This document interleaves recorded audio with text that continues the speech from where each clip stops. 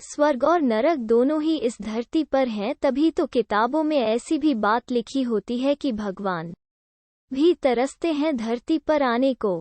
मिस्र नामक एक व्यक्ति के बारे में दंतकथा में स्वर्ग के बारे में यह बात बताई गई है कि अगर कोई व्यक्ति स्वर्ग में प्रवेश पाना चाहता है तो स्वर्ग के प्रवेश द्वार पर उसे 2 सवालों के जवाब देने होते हैं। अगर आपने इन दोनों सवालों के जवाब हाँ में नहीं दिए तो आपको स्वर्ग में प्रवेश नहीं मिलता। इसमें पहला सवाल है, क्या जीवन में आपने खुशी और आनंद का अनुभव किया है? और दूसरा सवाल है, क्या आपने अपने आसपास के लोगों को खुशी बांटी है? इन दोनों ही सवालों के लिए आपका जवाब अगर हाँ है तो मैं आपको यह बता दूं कि आप तो पहले से ही स्वर्ग में हैं। इस बात से यह स्पष्ट होता है कि आनंद बाहर नहीं भीतर खोजना होगा। आप खुद के लिए और अपने आसपास के लोगों के लिए सबसे अच्छी चीज जो कर सकते हैं वो है खुद को एक आनंदमय इंसान बनाना। खासकर आज के दौर में जब क्रोध, नफरत और असहनशीलता भयानक तौर से लोगों के सिर चढ़कर बोल रही है, ऐसे में आनंदमय इंसान ही सबसे बड़ी राहत नजर आता है। आप खुद के लिए और अपने आसपास के लोगों के लिए सबसे अच्छी चीज जो कर सकते हैं वो खुद को एक आनंदमय इंसान बनाना।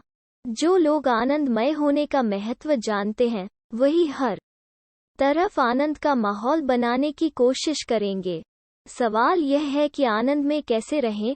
5 साल की उम्र में आप बगीचे में तितली के पीछे भागते थे। आपको याद होगा, तितली को छूते हुए उसके रंग आपके हाथ पर झिलमिलाते हुए चिपक जाते थे।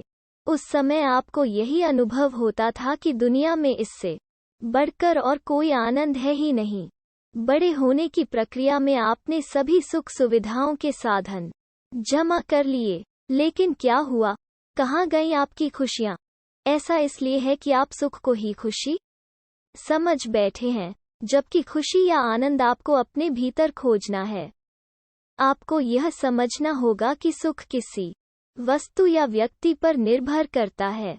बड़े होकर आप अपना अतीत ढोने लगे। जब आप अपने अतीत का बोझ लेकर चलते हैं तो आपका चेहरा लटक जाता है, खुशी गायब हो जाती है, उत्साह खत्म हो जाता है। मान लीजिए अगर आप पर किसी तरह कोई बोझ नहीं है तो आप बिल्कुल एक छोटे बच्चे की तरह होते हैं। यह तो अपने भीतर गहराई में खोद कर ढूंढ निकालने की चीज है। यह प्यास बुझाने के लिए एक कुएं को खोदने जैसा है। आप इतने साल के हैं या उतने साल के, इसका सीधा सा मतलब हुआ कि आप अपने साथ उतने सालों का कूड़ा ढो रहे होते हैं। इससे कोई फर्क नहीं पड़ता कि आप किस तरह आनंदित होते हैं। जरूरी यह है आप किसी भी तरह आनंद अनुभव करते हैं। अब सवाल है इसे कायम रखने का। इसे कायम रखने के योग्य कैसे बने? अधिकांश लोग सुख को ही आनंद समझ लेते हैं। आप कभी भी सुख को स्थायी नहीं बना सकते। ये आपके लिए हमेशा कम पड़ते हैं, किंतु आनंदित होने का अर्थ है कि यह किसी भी चीज पर निर्भर नहीं है। सुख हमेशा किसी वस्तु या व्यक्ति पर निर्भर करता है। आपको अपने आनंद का कुआं अपने भीतर खोदना होगा। आनंद किसी पर निर्भर नहीं करता है। यह तो आपकी अपनी प्रकृति है।